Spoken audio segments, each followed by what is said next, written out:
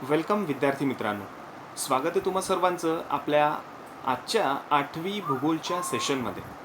आज आपण दुसऱ्या पाठाला म्हणजे पृथ्वीचे अंतरंग या पाठाला आज आपण सुरुवात करू. प्रत्यक्ष पाठाला सुरुवात करण्या अगोदर आपण काही मागील इयत्तांमध्ये आपण या पाठाशी संबंध असलेले काही घटक आपण शिकलोय. जसं खडकांचं प्रकार, ज्वालामुखी, भूकंप या पाठाची आपण ओळख करून घेतलेली आहे. आणि हे जे घटक आहेत, भूकंप, ज्वालामुखी या घटकांचा संबंध पृथ्वीचे अंतरंग जो धडा आपण शिकणार आहोत त्या धड्याशी आहे. म्हणून त्या पाठावर काही प्रश्न जे आहेत ना, त्या प्रश्नांची उत्तरं आपण थोडक्यात घेऊ. लक्ष देऊन ऐका, मग त्यानंतर आपण पाठाला सुरुवात करूया. प्रश्न सोपे आहेत, तुम्हाला त्या प्रश्नांची उत्तरं सहज देता येतील. पहिला प्रश्न आहे, भूकंप होतो म्हणजे नेमकं काय होतं? भूकंप म्हणजे काय? तर धरणी कंप पावते, जमीन कंप पावते, त्याला आपण भूकंप होतो असं आपण म्हणतो.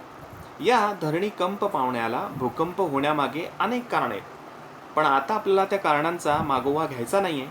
आपल्याला फक्त आपल्या पृथ्वीचे अंतरंग या पाठाशी संबंधित असलेले काही घटक त्यांची चर्चा करायची. पुढे जाऊ आपण. अग्निजन्य खडक कसे तयार होतात? विद्यार्थी मित्रांनो, जेव्हा ज्वालामुखीचा विस्फोट होतो, ज्वालामुखीचा उद्रेक होतो, त्या ज्वालामुखीच्या उद्रेकातून लाव्हारस जो असतो तो काही लाव्हारस जो आहे तो भूपृष्ठावरती म्हणजे जमिनीवरती फेकला जातो आणि त्याची थंड होण्याची प्रक्रिया होते. जमिनीवर फेकला जाऊन तो थंड होतो आणि त्याचं रूपांतर अग्निजन्य खडकामध्ये होतं.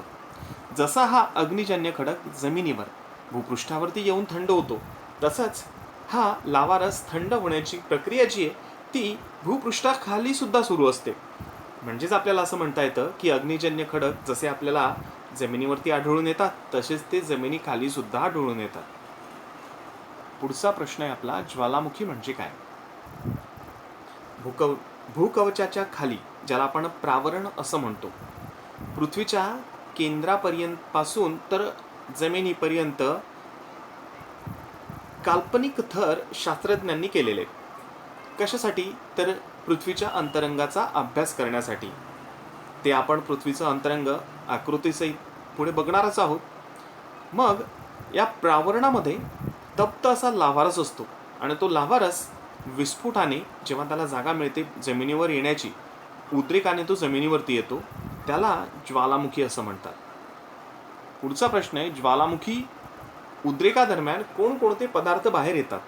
मग ज्वालामुखीचा जेव्हा उद्रेक होतो तेव्हा ज्वालामुखीच्या उद्रेकासोबत तप्त पाणी, तप्त वाफ, तप्त असा लाभा आणि खडक, दगड हे सगळे ज्वालामुखीच्या उद्रेकासोबत हे भूपृष्ठावरती येतात.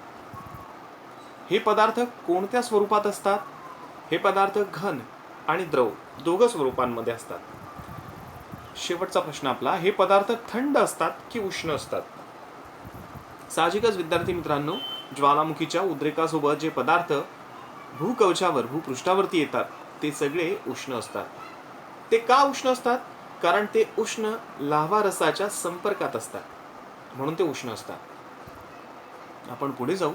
एक छोटासा प्रयोग आपल्याला इथे करायचा आहे. प्रयोग खूप कठीण नाही.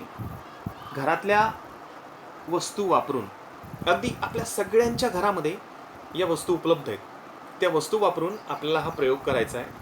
फक्त हा प्रयोग करत असताना विद्यार्थी मित्रांनो, तुम्हा सगळ्यांना एक विनंती आहे की तुमच्यासोबत कुणातरी मोठ्या लोकांना सोबत ठेवा. आई, वडील, आजी, आजोबा, मोठा भाऊ, मोठी बहीण यापैकी कुणाला तरी एकाला हा प्रयोग करत असताना तुमच्या शेजारी असू द्या. तुम्ही एकट्याने हा प्रयोग करू नका, ठीक आहे? मग हा प्रयोग काय करायचा आहे, तर एक छोटंसं पातेलं घ्यायचं आहे आणि त्या पातेल्यामध्ये दूध तापायला ठेवायचं आहे. ते दूध तापलं, त्याला उकळी फुटली की गॅसचा नॉब बंद करायचा आहे आणि त्या दुधाच्या पातेल्यावरती झाकण ठेवायचं आहे. ही कृती करायची आपल्याला. सोपी कृती आहे ना?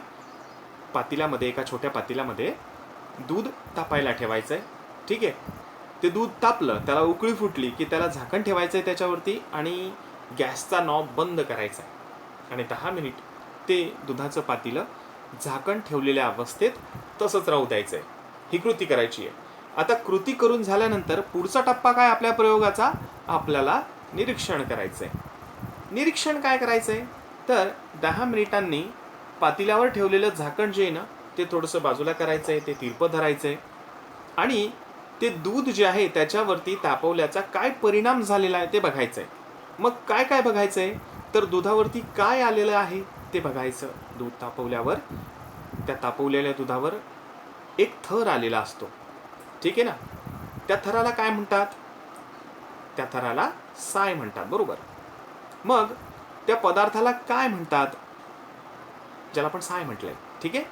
त्याला बाजूला करून बघायचं. मग त्या साईचं तापमान किती आहे आणि तापलेल्या दुधाचं तापमान किती आहे. आता हे तापमान आपल्याला स्पर्शाने समजतं. ती दुधाची साय जी आहे त्या साईचं तापमान, दुधाचं तापमान थोडंसं बोट लावून चमच्यामध्ये घेऊन ते बघायचं आहे की त्या दोघांच्या तापमानामध्ये काही फरक आहे का. आणि हा जो छोटासा प्रयोग आपण केलेला आहे, या प्रयोगाला अनुसरून आपल्याला काही प्रश्नांची उत्तरं घ्यायची आहेत, ठीक आहे. मग पहिला प्रश्न विद्यार्थी मित्रांनो आपला, दूध तापत ठेवले होते तेव्हा ते कोणत्या स्वरूपात होते. आपण दूध तापायला ठेवलं तेव्हा ते कोणत्या स्वरूपात होतं विद्यार्थी मित्रांनो, ते द्रव स्वरूपात होतं आणि ते थंड होतं. दुसरा प्रश्न, दुधाला उकळी आली तेव्हा दुधातून काय बाहेर येत होतं. जेव्हा दूध उकळतं तेव्हा साहजिकच त्याच्यातून वाफ बाहेर येते. तिसरा प्रश्न आहे, पातेल्यावरील झाकणावर काय जमा झालं होतं. पातेल्यावर आपण जे झाकण ठेवतो तर त्या झाकणाला आतील बाजूला जेव्हा त्या दुधाची वाफ त्या झाकणावरती येते तेव्हा साहजिकच त्या वाफेचं रूपांतर पाण्याच्या बिंदूंमध्ये, जलबिंदूंमध्ये होतं. म्हणजेच त्या झाकणावर काय जमा झाले, पाण्याचे बारीक बारीक थेंब जमा झाले. पुढचा प्रश्न आहे, दुधावर जमलेला पदार्थ द्रव की घन. दूध तापवल्यानंतर त्याच्यावरती जो पदार्थ येतो त्याला आपण साय म्हणतो. आणि ही साय कशी असते, द्रव असते की घन असते. ती घट्ट असते. जर ती पातळ असेल तर आपण त्याला द्रव पदार्थ म्हणतो आणि जर घट्ट असेल तर आपण त्याला घन पदार्थ म्हणतो. पण साय जी असते ती कशी असते, ती घट्ट असते, म्हणून मग आपण त्याला काय म्हणू, घन. दूध तापवल्यावर त्याच्यावरती जमलेला जो पदार्थ असतो तो कसा असतो, तो घन स्वरूपात असतो. पुढचा प्रश्न आहे, तो आतील दुधापेक्षा थंड होता की गरम होता. थंड होता. दुधाचं तापमान त्या साईपेक्षा निश्चितच जास्त असतं. का जास्त असतं, कारण पहिली गोष्ट म्हणजे साय जी असते ती घन स्वरूपात आहे आणि घन स्वरूपातली जी वस्तू आहे ती लवकर थंड होऊन जाते. आणि दूध जे आहे ते दूध त्या साईच्या थराच्या खाली आहे की जे हवेच्या संपर्कात नाही आहे, म्हणून ते उष्ण आहे. त्याला थंड व्हायला थोडा जास्त कालावधी लागतो. पुढचा प्रश्न आहे, असा प्रयोग आणखी कोणकोणत्या पदार्थांवर करता येईल याचा अंदाज तुम्ही घ्यायचा आहे. हा जो छोटासा प्रयोग आपण केलेला आहे, असाच प्रयोग घरामध्ये कोणकोणते द्रव पदार्थ आहेत की ज्याच्यावरती आपल्याला तो प्रयोग करता येईल याचा विचार तुम्ही करायचा आहे, ठीक आहे. आपण आता पुढे जाऊ. हा जो प्रयोग आपण बघितला विद्यार्थी मित्रांनो, या प्रयोगाचं भौगोलिक स्पष्टीकरण आपल्याला इथे दिलेलं आहे. आता हे जे भौगोलिक स्पष्टीकरण आहे, हे भौगोलिक स्पष्टीकरण त्या प्रश्नांशी संबंधित आहे. आपण ज्या प्रश्नांची उत्तरं घेतली त्या प्रश्नांशी संबंधित आहे, पण तरी एकदा आपण हे स्पष्टीकरण बघूया. दूध तापवण्यापूर्वी दूध पूर्णपणे द्रव स्वरूपात होते. दूध कसं होतं तापवायच्या आधी, ते द्रव स्वरूपात होतं. दुधाला उकळी आल्यानंतर त्याच्यातून वाफा बाहेर पडल्या. काही वेळाने दुधावरती साय तयार झाली. द्रवपदार्थ कोणता तयार झाला असा प्रश्न आपल्याला विचारलेला होता ना. हे त्याचं उत्तर की दूध तापवल्यावर त्या दुधावरती घन अशी साय तयार झाली. ही साय आतील दुधापेक्षा कमी तापमानाची होती. या साईचं तापमान दुधापेक्षा कसं आहे, कमी आहे, कारण ती हवेच्या संपर्कात आलेली आहे. यावरून असं म्हणता येईल की पातेल्यातील साईचा थर प्रथम थंड झाला.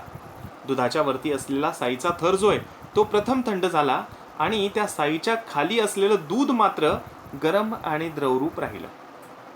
छोटासा प्रयोग आहे हा.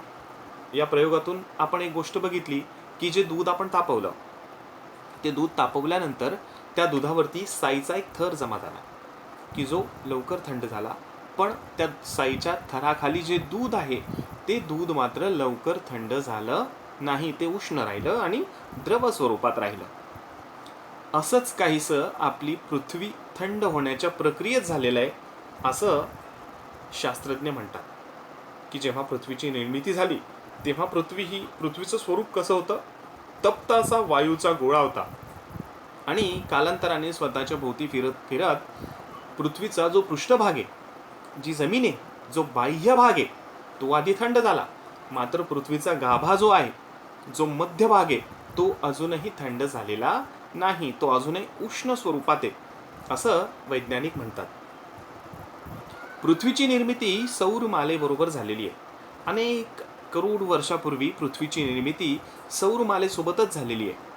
सुरुवातीला पृथ्वी ही उष्ण असा एक वायुरूप गोळा होता. स्वतःभोवती फिरता फिरता पृथ्वी थंड होत गेली. पृथ्वी थंड होण्याची प्रक्रिया ही बाहेरून आत अशी झालेली आहे. जो बाह्य भाग आहे पृथ्वीचा तो थंड होऊन गेलाय. मात्र जो अंतर्भाग आहे तो अजूनही तो उष्ण स्वरूपात आहे. अंतरंगातील भागामध्ये उष्णता जास्त असून भूपृष्ठाकडून गाभ्याकडे जाताना ती सातत्याने वाढत जाते. जसं जसं आपण जमिनीपासून भूपृष्ठापासून जमिनीमध्ये आतमध्ये जात जातो तसतशी उष्णताही वाढत जाते. म्हणून आता आपण आज छोटासा प्रयोग बघितला की ज्या प्रयोगामध्ये सांगितलेलं आहे की पृथ्वीचा वरचा भाग थंड झालाय, मात्र आतला भाग जो आहे तो द्रव स्वरूपात आहे आणि तो उष्ण स्वरूपात आहे. मग हेच आता आपल्याला या पाठामध्ये शिकायचं आहे. पुढे जाऊ आपण आता. पृथ्वीचे अंतरंग. पृथ्वीचे अंतरंग नेमके कसे आहे याबाबत मानवाच्या मनात आजही कुतूहल आहे. पृथ्वीच्या अंतरंगाचे प्रत्यक्ष निरीक्षण करणे अद्याप शक्य झालेले नाही. विद्यार्थी मित्रांनो, पृथ्वीचं अंतरंग नेमकं कसं आहे, ते थंड आहे, ते उष्ण आहे, ते द्रव स्वरूपात आहे की ते घन स्वरूपात आहे, हे प्रत्यक्ष तिथे जाऊन त्याचा अभ्यास करणं शक्य झालेलं नाही.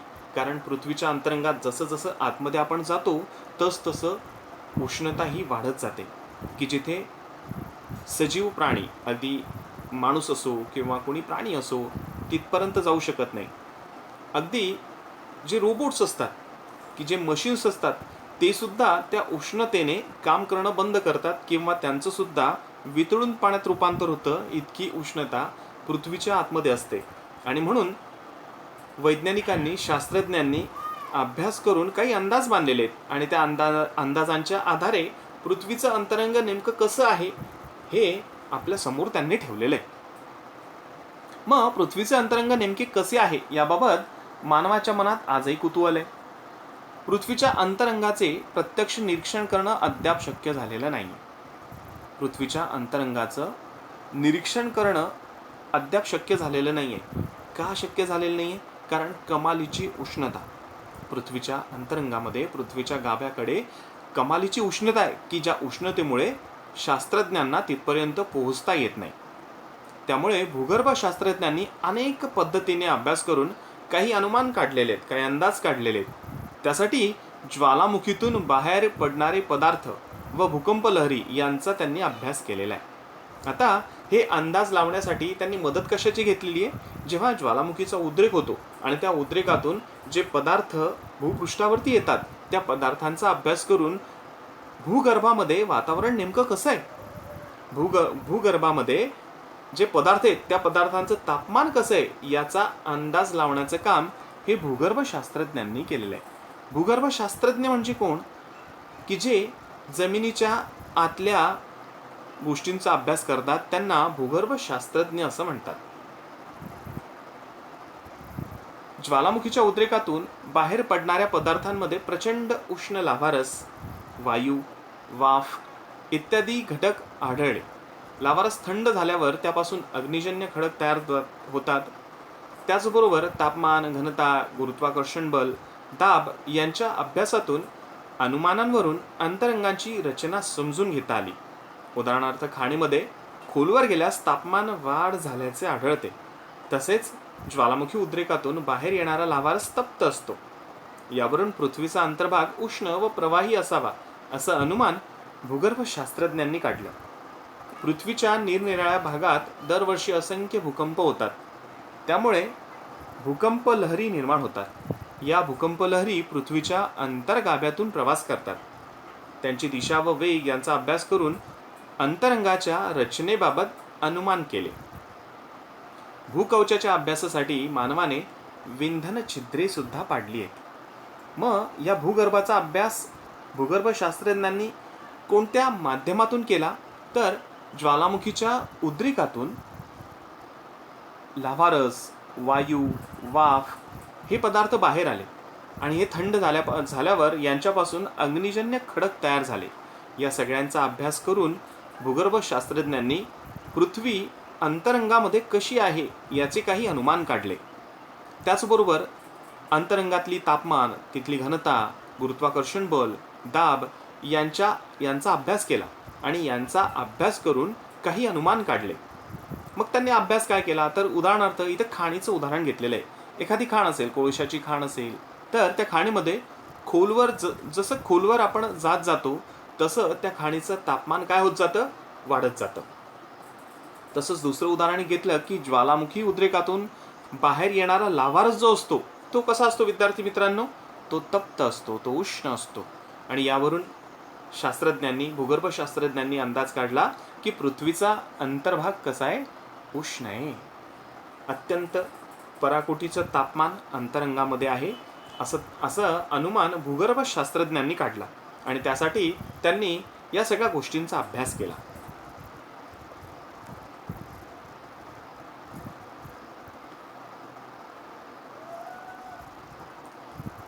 विंधन छिद्रे देखील पाडली. भूकवचाचा अभ्यास करायसाठी मानवाने काय केलं? विंधन छिद्रे म्हणजे ज्याला आपण बोरवेल असं म्हणतो, तर तशा माध्यमातून सुद्धा शास्त्रज्ञांनी काय केलं की भूगर्भाचा अभ्यास करायचा प्रयत्न केला. आता इथे जरा विचार करा. या सदरामध्ये एक छोटीशी कृती तुमच्यासाठी दिलेली आहे. कृती मजेदार आहे. थोडासा विचार करा त्याचा.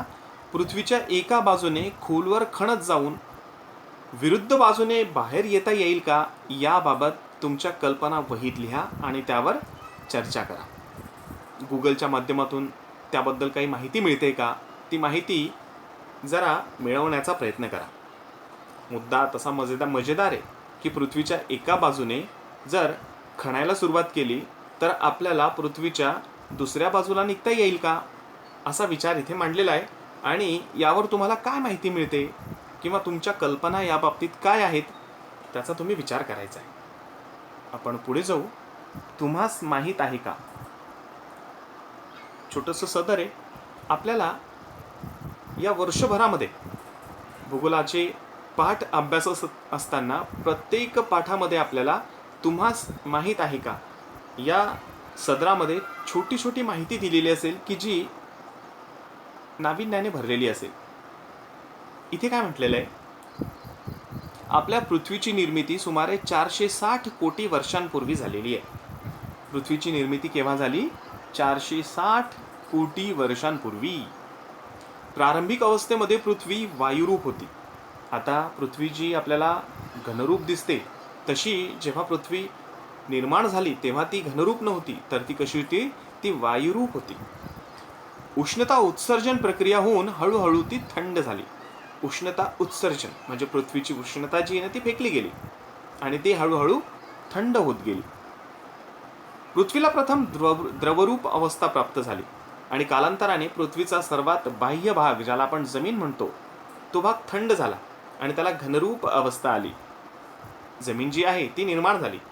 पृथ्वीच्या या भागाला भूकवच असं म्हणतात. अजूनही सूर्यमालेतील बाह्यग्रह वायुरूप अवस्थेत आहेत.